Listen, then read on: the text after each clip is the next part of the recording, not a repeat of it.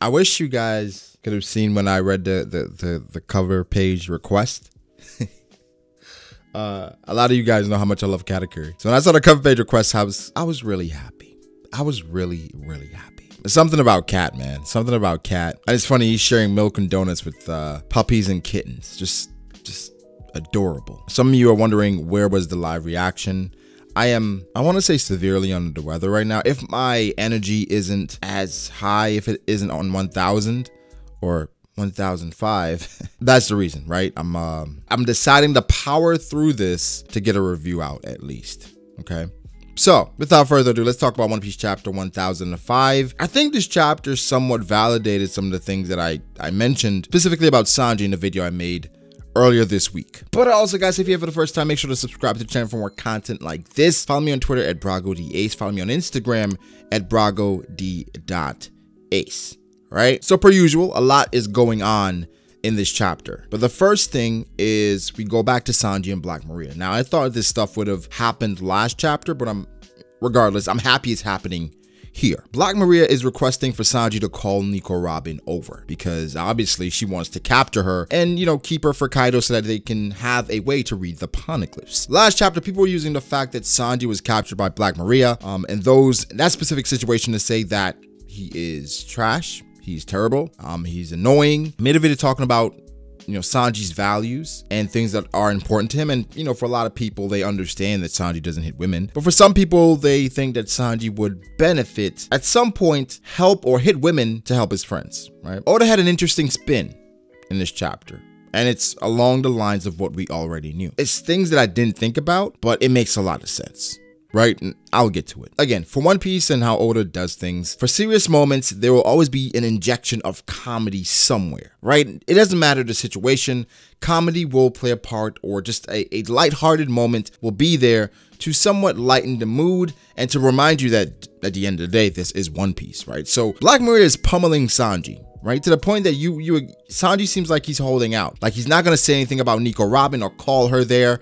And you had the other women that are with Black Maria, they're on her side. They're saying, yo, he's not saying anything. You know, if he wasn't on that side, I may fall for him. That happens a lot in arcs where women on the other side, eventually because of Sanji and his values, eventually they fall for him. The same thing is happening here because Sanji isn't saying anything. But then Sanji says, well, how am I supposed to say something if you aren't giving me a chance to get the word out? And again, Black Maria is pummeling Sanji. Immediately after Sanji gets or catches his breath, he then goes and says, Robin-chan, please save me.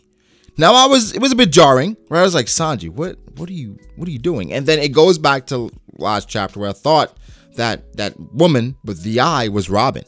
But it seems that every, you know, Toby Roppo or every executive has their own thing like that for communication and transmission, right? Very clever. But the comedy that I talked about happened here where they were surprised at Sanji saying it. They're like, what? You just gave it up so easily? But I gotta say, this was a very clever way by Oda to not only have Sanji call for Nico Robin and then, you know, double down on Sanji's values and how Sanji operates, but also to give us an update as to what's going on with everyone. I think that was really good. I'm talking about, we saw pretty much everyone except the rooftop, right?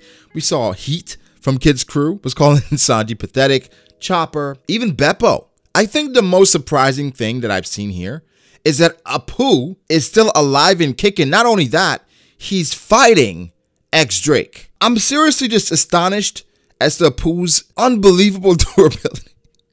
And his endurance, bro, I don't know. We see Marco is indeed fighting King and his minions, right? Jinbei's fighting Who's Who. He currently has arm and hockey on his arm. And Jinbei, being the astute individual that he is, Oda uses him to basically, you know, confirm something we already knew. They're targeting Nico Robin because of the information that she wields, right? I'm not gonna lie, seeing Marco in the chapter now after seeing him in the anime, just how young and lively he used to be, it makes sense why he's so impressed by the Straw Hats calling them lively himself, because Marco, again, personality wise, as far as how he's been characterized in the anime, he's very lively, upbeat, trolling, So that's the type of situation or environment that he thrives in. So for him, I'm sure he's really impressed by it. I mean, some people are calling Sanji like, yo, why would you even do that? You understand that everyone is hearing this transmission right now. Nami, knowing Sanji, understands, and I like this moment as well, where she said, Sanji must be fighting a woman. And she has that much faith in Sanji going up against anyone for the most part. Whereas like Sanji would not be in this predicament if he's fighting an actual individual. It has to be a woman. So he's like, oh man, Sanji's at it again. Where again, they know their crewmates. So then Black Maria and Sanji, they have a back and forth about Sanji, and obviously she lied about releasing him. But I think the most interesting thing here that happened with that entire back and forth, that dialogue, was after she was about to hit him, then it says, my arm in hockey would not work. It will not work. This is Sanji saying that his arm in hockey will not work. And that was one of my criticisms in the last chapter, saying Sanji should at least defend himself. Right? I mean, he's tied up, so he can't use his hands and arms, you know, to do it. But he should at least, I mean, he can use arm in hockey, but it will not work. Now, when you think about it, Sanji's arm in hockey will not work because he doesn't have the will to do it. Arm in hockey is indeed willpower, and therefore, for Sanji, he cannot muster up the willpower to even defend himself against this woman. When things like this happen, I think back to previous experiences, you know, people are going to go to the Big Mom thing where Sanji, he was able to kick Big Mom. Like, why can't he just defend himself from Black Maria? But again, in this situation, he can't muster up the willpower to even use arm in hockey. That's how deep this runs for Sanji, that he cannot use hockey against a woman. So he is, I mean, we knew this, but he is completely nerfed and just useless against women in every facet of fighting overall. But I mentioned that specifically to talk about the Oda SBS question, where Oda says it's not that Sanji won't hit women, is that he can't. He physically cannot. And mentally, he can't either. Now, the chapter ends off with Nico Robin showing up. Nico Robin and Brook, actually. Gigantesco Mano, right? One of my favorite attacks, especially when the anime voice actor says it. I love it. She shows up. And seemingly, what's happening here is that Sanji is acknowledging his own weakness, right? And understanding that, you know what, I can't hit women. In this situation, I'm useless. And he even said it himself, you know what, for some reason, I don't think I'll be useful here, right? And Brook and Robin was like, we wonder why, right? He's saying, you know what? I'm not strong here. This is not something I can overcome. I need my friends. Quite the contrast to Whole Cake Island. What more do you want? At this point, he doesn't hit women. This is the best case scenario based on what's been provided, that Sanji is understanding this is not a situation where I'm strong or powerful at. I need help. Granted, he was lured there by the voices of a screaming woman, not expecting to be fighting a woman, but being in that situation, calling out for Nico Robin, ended up giving Nico Robin the confidence because she has not been counted on since pre-time skip. We have not believed in this woman in a situation in a long time because she hasn't been in those situations, right? And now she's kind of like, I feel like what Nico Robin said here, like, you know, thanks for believing in me, is not only to Sanji, but to the audience, like, thanks for believing in me, man. I know it's been a while, but this is what I can do. And, you know, I think just those moments when Nico Robin's like, you know, when you hurt my friends, I've been a part of some nefarious organizations. So when you hurt my friends, it turns me into the devil child. And, you know, that's what they called her when she was younger. Still call her that. So I absolutely loved that moment, just how it inspired Nico Robin. Of course, the comedy after the fact with Sanji falling. I think Brook being there makes a lot of sense. He says, it's a good matchup for him with the ice and the webs. Black Maria's fighting style is interesting, and there's some other things going on there. I mean, she took her shirt off, like, face the other way.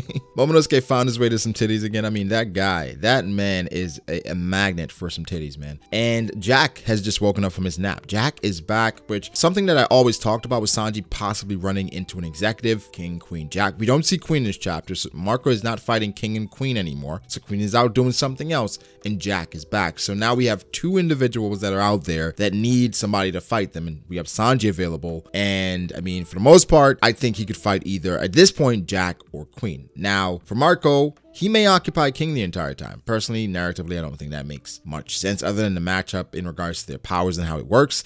I think having a big name like that benefits more for someone else so that they can, you know, get more acclaim. For Marco, he's on the, in regards to the story, not going to have the significance as the Straw Hats, obviously. So we'll see what comes of that. But the matchups are shaping up, and we'll get in depth with, you know, some other situations that happen in this chapter. Just want to cover the major moments and major things, and, you know, good chapter. Really good chapter. Covered a bunch of things, gave us some updates. You know, again, it's not the rooftop stuff, but it's still significant, right? But guys, give me your thoughts. Make sure to like the video if you did. Subscribe to the channel for more content like this. Follow me on Twitter at BragoDAce. Follow me on Instagram at BragoD.Ace. Thank you to my patrons. I appreciate all you guys so much. Like, subscribe, and I shall catch you in the next one. Peace.